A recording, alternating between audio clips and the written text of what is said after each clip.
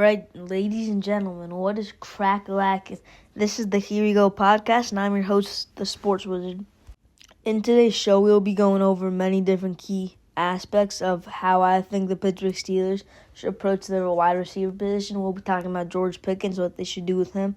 I'll be talking about free agents, trade potentials, and my top 5 favorite draft targets. So this should be a long one. So grab some popcorn or a snack, and let's get right into this video. Okay, first and foremost, do not trade George Pickens. I cannot say this loud enough. If they trade George Pickens, that would be a horrible decision. Look, he's got to work on his maturity. True, I 100% agree. But there's no way you can find 2 really good wide receivers in one offseason. So you got to keep the one you got. And then if he doesn't pan out, then you can just let him walk in free agency. But if he does pan out, then you just keep him. It's really simple.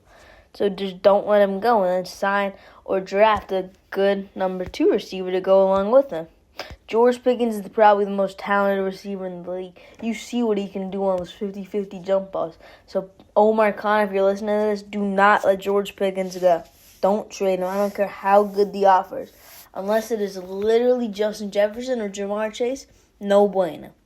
Okay, my free agency targets I have, they are Chris Godwin, if he doesn't re-sign with the Buccaneers, which is a possibility. Davante Adams, who's likely to get cut, and Darius Slayton, and much less likely is T. Higgins, who's likely to get franchise tag. But if he doesn't, I would be all for bringing him to the Pittsburgh. My number 4 option is Darius Slayton because honestly, I feel like he's just a number 2 guy. He's not going to elevate the offense in any way, but that's George Pickens' draft. So he'll probably be the cheapest of these guys, and honestly, I wouldn't hate having him.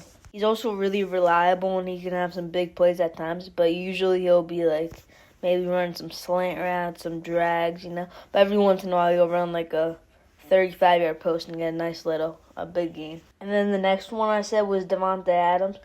You guys know him. He's a great route runner. He's really great at everything. He's the guy that can probably mature George Pickens the best. I know he's a little bit of a diva himself, but he's been there. He's been experienced, and he did stick with the Packers for a while. You got to remember that. He stuck with them even though they kept losing in the playoffs. So we got to remember that. And, I get he's Asian, but, I think they're kind of winners within these next 2 years. So, if we can't get it done in these next 2 years, then we just got to completely restart, fire Mike Tomlin, get rid of Omar Khan. Actually, no, don't get rid of Omar Khan. It doesn't work. But, still, get rid of Mike Tomlin, and we're going to have to do a rebuild. Chris Godwin was another name I said. I think he's going to be the most likely target unless the Bucs give him a franchise tag, which I don't think they will. And I don't think they're going to come to terms. And if you guys saw one of my latest videos, I predicted Chris Godwin to come here, and I still think that's going to be the case. We'll see, but he can really play it all. He can play slot. He can be a receiver too. He was having a career year, but then he got hurt. But I'm sure he can bounce back. He's a really tough worker, and he's a smaller guy, but with George Pickens, that 50-50 deep ball guy, he's not really fast, Chris Godwin. He is fast, but not that fast, like Tyreek Hill speed. He'll be a nice little shifty, slanty kind of guy that'll perform and do good stuff for the Steelers. And then T. Higgins from the Cincinnati Bengals. I'm going to be straight with you. I think there's less than a 1% chance of this happening because the Bengals are probably going to just franchise tag him if he is going to leave, and I don't think they'll let him test the open market. And if they do tag him and trade him, they're not trading him to the Steelers. In division, no chance. And now we'll move over to my top 5 draft targets. I'm just going to tell you my top 5 receivers in this draft. Okay, so we start with Tatorka McMillan. He's my number 1. And just letting you guys know, I'm not going to have Travis Hunter in this video because I think he's more of a cornerback. So you got T-Mac. He's really a stud. I think he's my number 7 player in total, and I just really like his size, athleticism. I like everything about him. He's got great hands. He puts up great stats. He has got good film. I truly love everything about him. My number 2 receiver, this might come as a surprise to some people, but I got Isaiah Hodgins, the Iowa State receiver. I thought he had a very good Senior Bowl, and I love his size. He's got a really good size, especially for the Steelers. I know they like their size. So as this is a Steelers ranking, I think he should be sliding to number 2. And he got good hands. And he fits all that good stuff. Mi numero 13 is Luther Burden III, the receiver from the University of Missouri. He's my number 3 target to stay in the black and gold.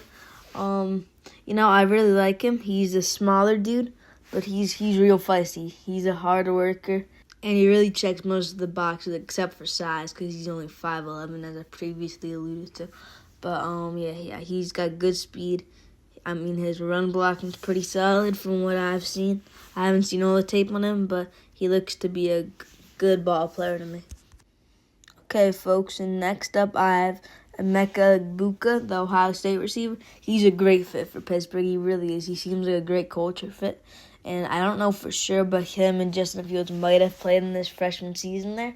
But you got to fact check me on that one, or I'll fact check myself with the caption or something.